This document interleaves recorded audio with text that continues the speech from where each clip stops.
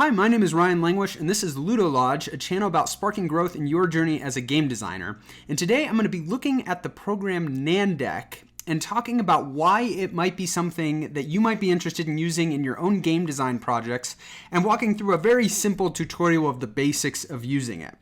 Now, if you've never heard of nanDECK or aren't very familiar with it, or you've looked into it or maybe been intimidated by kind of how it works, I'm hoping that this video will be a really good entry point into understanding nanDECK, and hopefully will be the first in a series of other videos that I can put out about different things that you might want to try to do in nanDECK.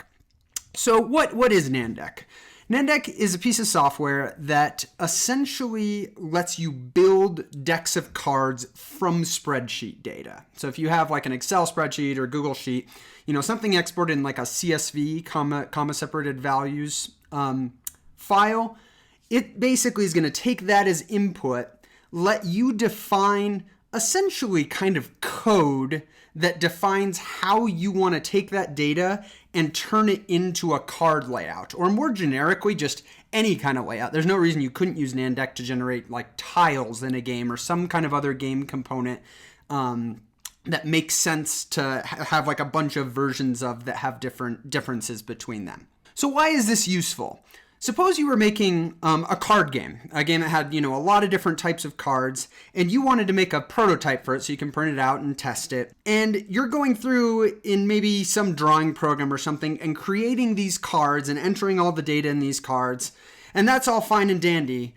But suppose at some point you want to make a change that really applies to all the cards. Maybe you are showing a piece of information like the cost of the card in one position on the card, but as you've tested and learned some things, it actually makes more sense for that to be in a different part of the card or not there or some other kind of change. Well, for you to go and make that change now in your, drawing program that you made your cards, you're going to have to go into every single individual card and make that change, right? Each one of those cards is independent and would need those changes to be made manually to have it apply across the board. And so you can imagine where that could, if you have a game that has a lot of cards, or even not that many cards, that can become kind of a nuisance to be doing all this manual work whenever you want to make changes that apply across the cards.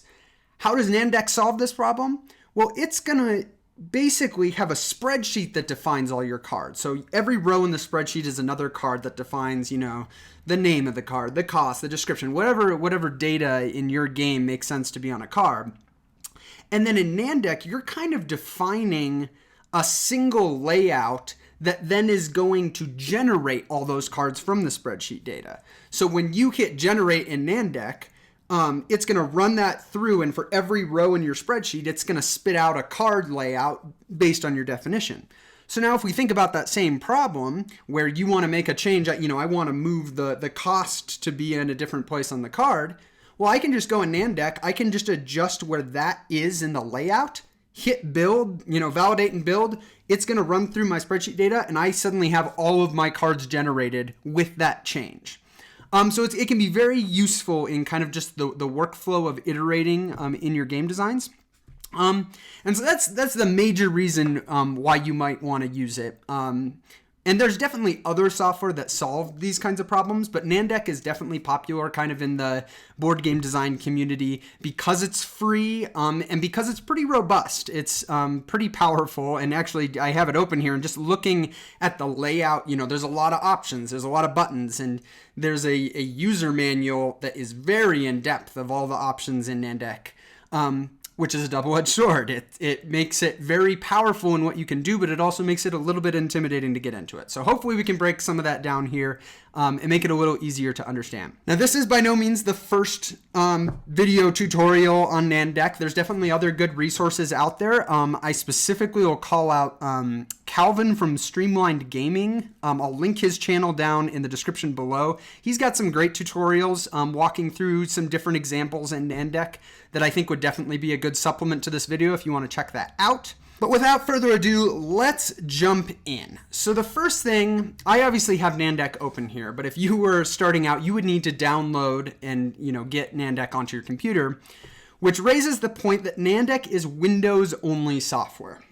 So if you're on Windows, you're golden. However, I am not on Windows. I am actually on Mac, which causes a few issues. So there has been a guide in the past of how to run it using the software Wine with Wine Bottler, which is basically software that helps you run Windows applications on Mac.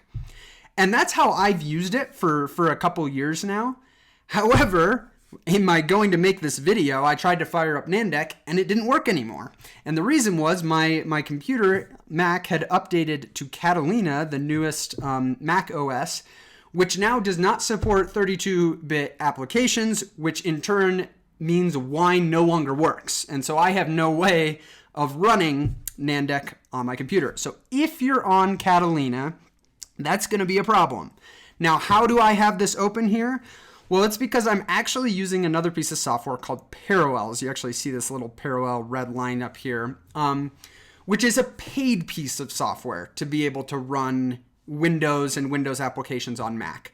I happen to have already purchased Parallels a while back in the past, so it was cheaper for me to upgrade and get the version that's compatible here. So I decided to pull the trigger so that I could do nanDECK as well as some other things that I might want to have Windows capability for.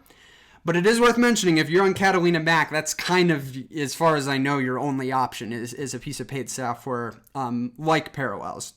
But that's what I'm doing here. If you're on Windows, you don't have to worry about that. So let's quick walk through kind of what we're looking here with the nanDECK interface. We've got a bunch of buttons down the side. We've kind of got this console down here. And then we got this text editor, which currently is empty. You'll see that this tab is nanDECK tutorial text. That's something I've just created already. I've named my save file.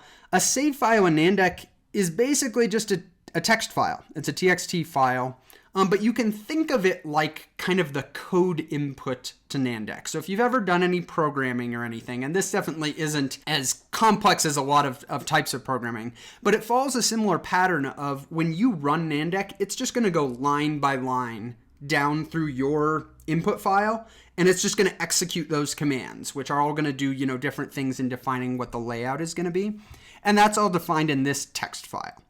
Over on the right here, we have this preview window, which currently is empty because I haven't done anything yet, with a bunch of options that honestly I haven't used a whole lot. But then there's also the big option over here that we're going to touch on is the visual editor. There's kind of two ways of building out your layout in nanDECK.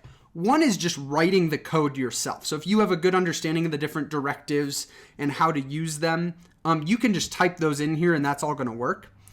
However, there's this nice visual editor that essentially lets you put in those directives in a visual way and kind of position them visually. And then when you exit the visual editor, it's going to just spit out a bunch of code into here. That's the output of your visual editor.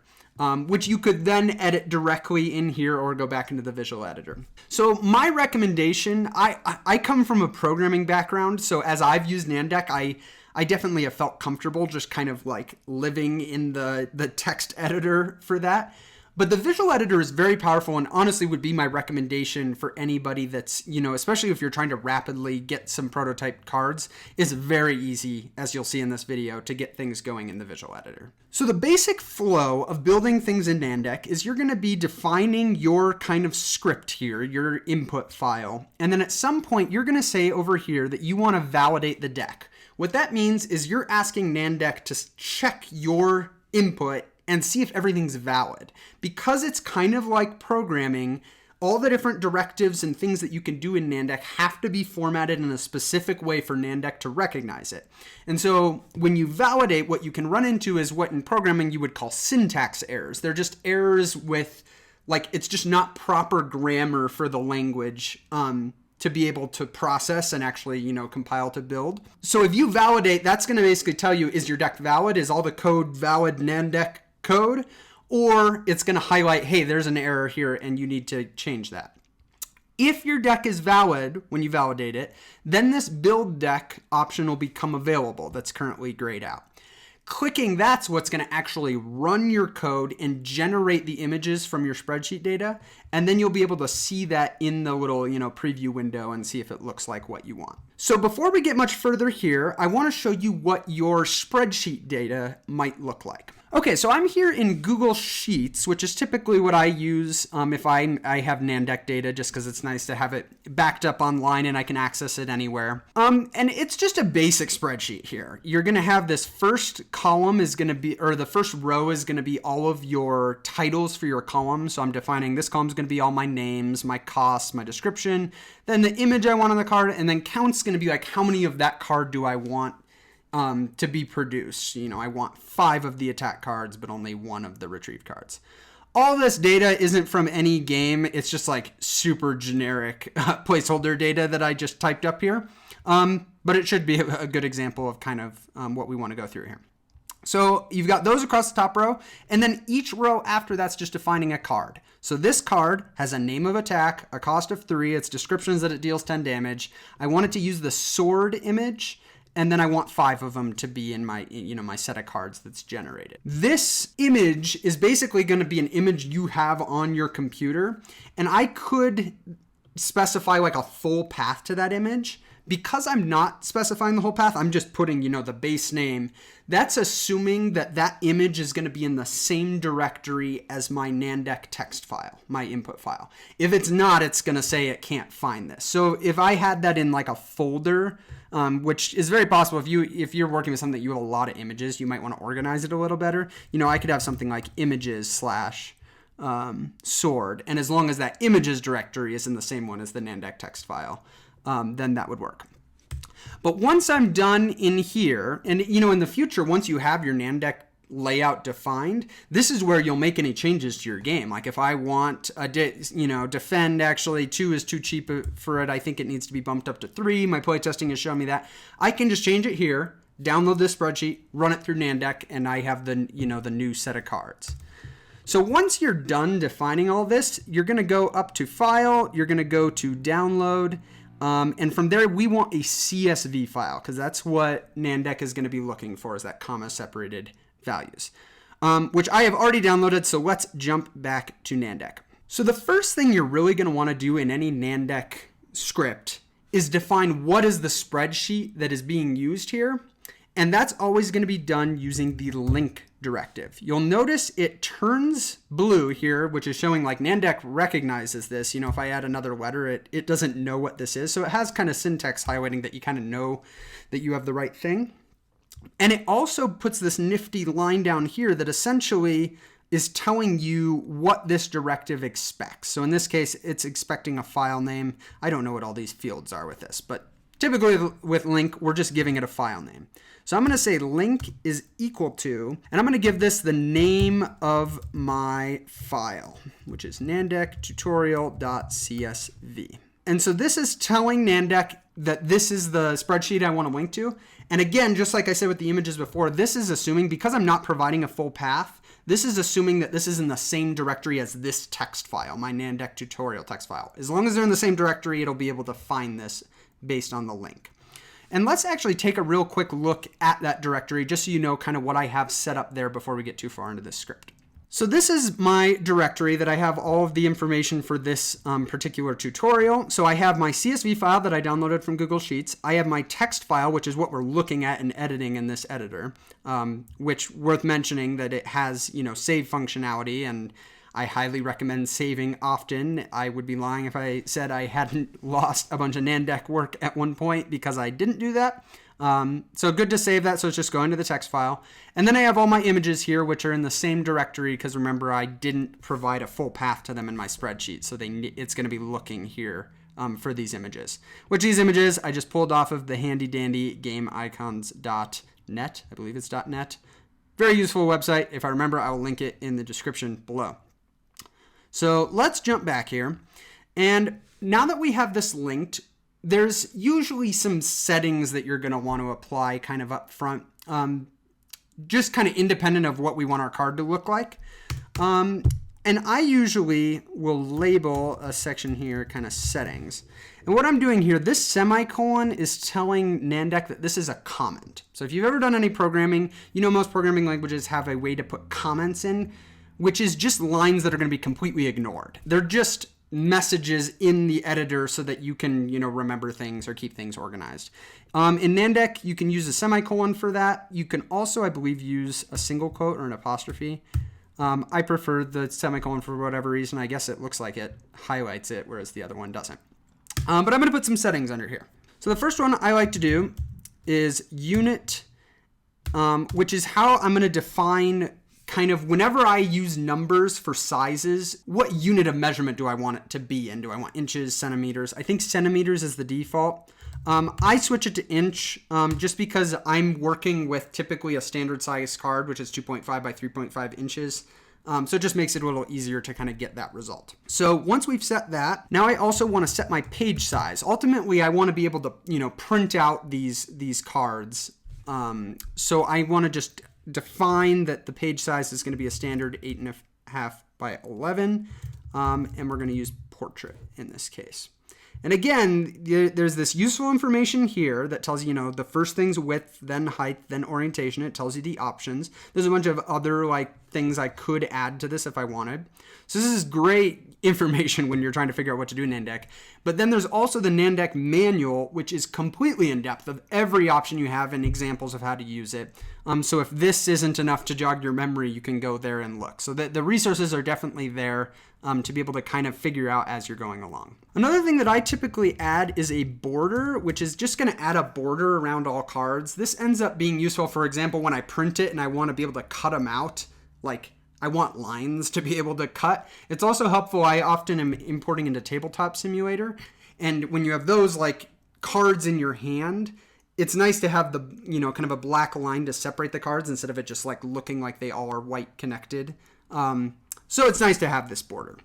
And so there we're going to define that we want rectangle border. We're going to give it a color of black, which is just all zeros with the hexadecimal. And we're going to give it a thickness, which remember, we are in inches here. So we want to use a small number. So I'm going to use 0.1 to be my thickness around the cards. So at this point, I should be able to validate the deck and have nanDECK tell me, is everything I have here valid? And so if I do that, I see, it kind of down the console here, it validated some things. It said deck valid, and this build deck button became available. Well, let's try clicking that. So if I click that, we come over here and we get 4 cards that are all blank but have a nice black border around them, which at this point is what we would expect. So all I'm really telling it at this point is to give it the black border, which we see. Now you might be wondering, well, why 4 cards? And that's because our spreadsheet only has 4 rows, right? I said that ultimately I'm going to want, 5 sword cards and a certain amount of shield cards. That's going to be something we're going to have to add in specifically later. But for now, as far as nanDECK knows, we have 4 rows, we have 4 cards. And so that's what it's generating here. At this point, we're going to jump into the visual editor. So I'm going to space down here and we're going to come over and click this visual editor button. And this is going to open this really nice window with a bunch of other options. And all of these buttons on the left here are just different directives that you could be putting in your code. But here it's going to allow you to build it visually and enter the options into kind of a nice dialog that lets you enter them in. And then it'll do the work of generating it into the code. So let's start out. What's kind of maybe the first thing that we want to add to our cards? I'm going to say we want to put the name up at the top. So the way we're going to do that is we're going to use a text directive because we're adding text. And so this is going to throw out this big, box that I can drag around that says text in it. And I'm basically defining where do I want text to be, put.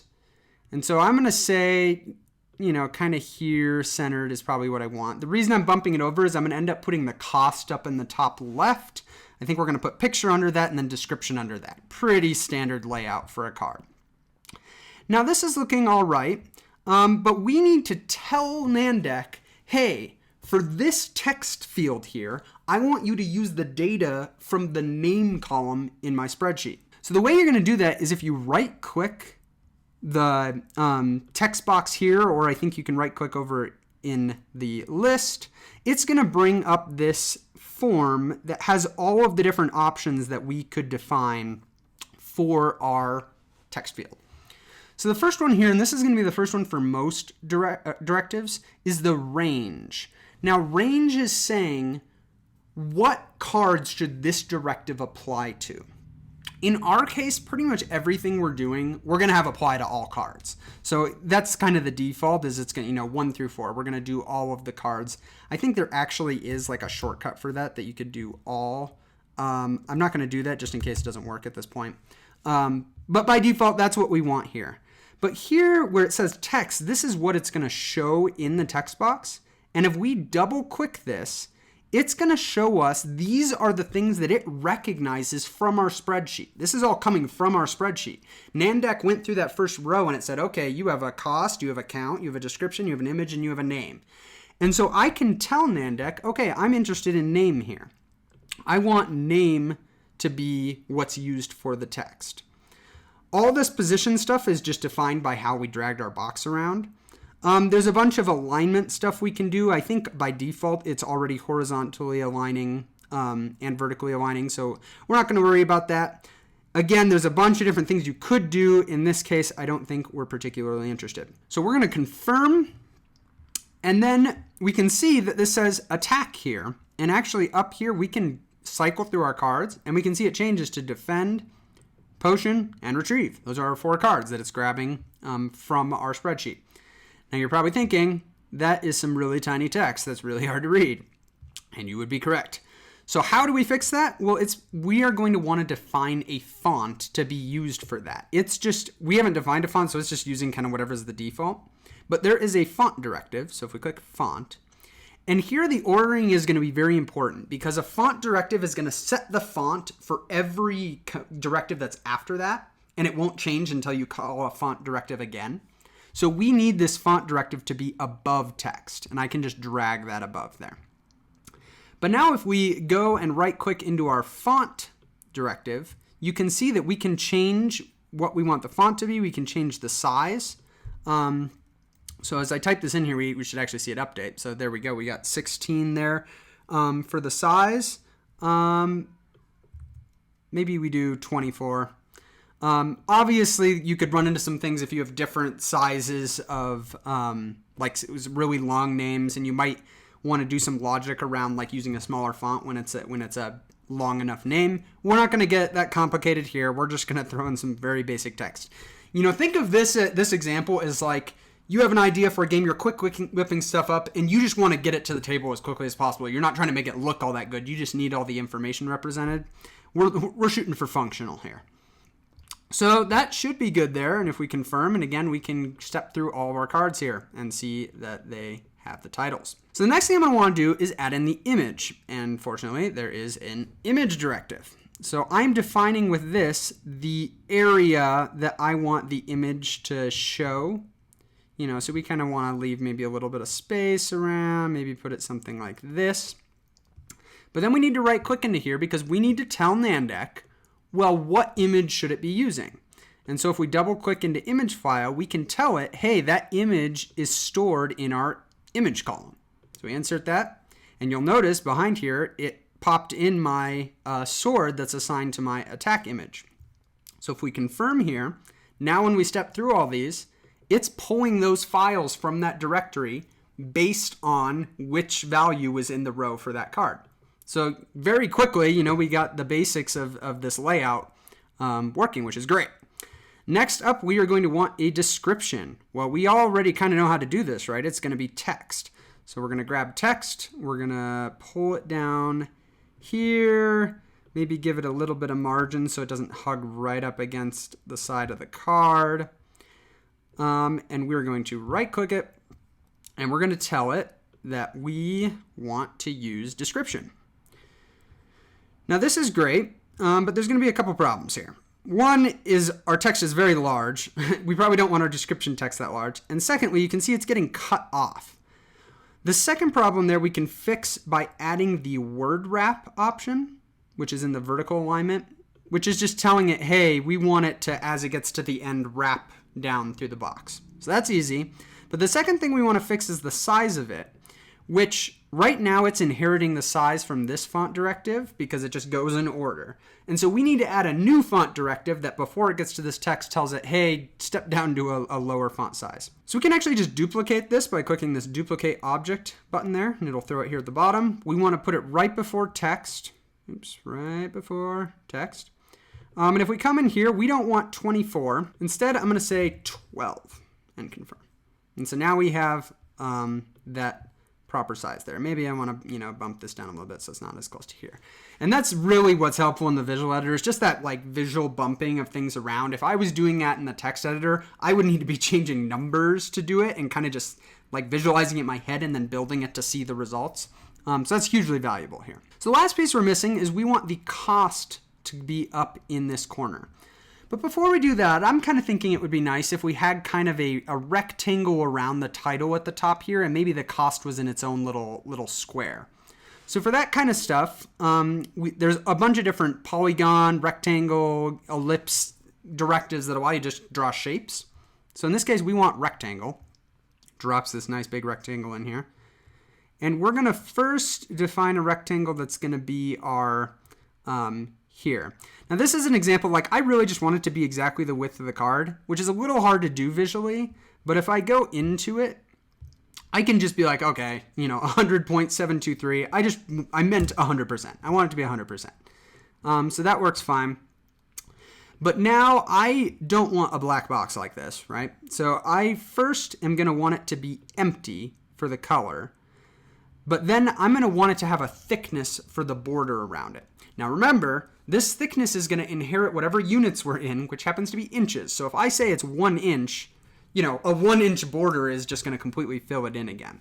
So in this case, I'm actually going to do 0.05 as my thickness, which looks reasonable enough to me. And so here I could come back and kind of make sure, okay, I want this kind of centered within that. And then I'm going to duplicate this rectangle because I want to have a smaller square here. And so I'm actually just going to copy the height of it and make that the width. And actually that's not going to work. In my mind, I thought if I have the same height and width, it would make a square. However, these dimensions are in percentage right now, which is saying what percentage of the width and percentage of the height. And because our cards aren't square, it just made it proportional to my card. So I may just eyeball it here. You can kind of play with 25%, maybe 20%, 23%. I could obviously just go out and drag it where I want it to be. That looks good enough for me. So we're going to come out, and now we want to stick our cost in there, which is going to be very similar to our text here. We probably want a similar size. So I'm just going to duplicate that. I'm going to throw it up there because I want it to be under this font. I want it to use the larger font instead of the smaller one. But I am going to go in and change this so that it takes the, not the count, the cost. And insert. And then I'll just manually drag this around to the size I want and stick it right in our cost box. All right, so at this point, if we go through our cards, we've got 4 cards, right, that are all pulling the data that we want and, look like we want. And we didn't have to do that. We just do one layout. And even if we had 1,000 cards, it would generate them all for us, which is great. So the last piece we really need here is we need nanDECK to recognize that, hey, we wanted 5 attack cards and we wanted a certain amount of the other one. We want multiple copies of the same card. And so the way we're going to do that is actually a directive that comes before we link the spreadsheet. But before I get there, we want to confirm our visual changes, very important. And you'll notice it spits out all of this code here. And this is marked as a visual block, visual and visual, to say, hey, this is all defined in the visual editor. But this all is behaving the same as if we had defined it here in the text editor. So that's good. But now we want to have multiple copies of each card. The way we're going to do that is before we link it, we're going to set a link multi value, which is going to define what's the column that's telling how many of a card there should be, which in our case is count. And I think that might actually, oh no, I don't think it has to be a string. I think it can just be like this. So count. And what that's going to do, and it's important this is before link, because then when it runs link, it's going to say, okay, I should basically duplicate the rows according to what's in count for purposes of generating the cards. So now if we validate the deck, it's all valid. We build the deck. You'll notice we got a lot more cards than last time. Once it's done building, we can just step through all our cards here. The first 5 are all attacks. Then we've got some defense. We got some potions, and our last one is a retrieve. And that's perfect. That's basically what I was looking to get out of this.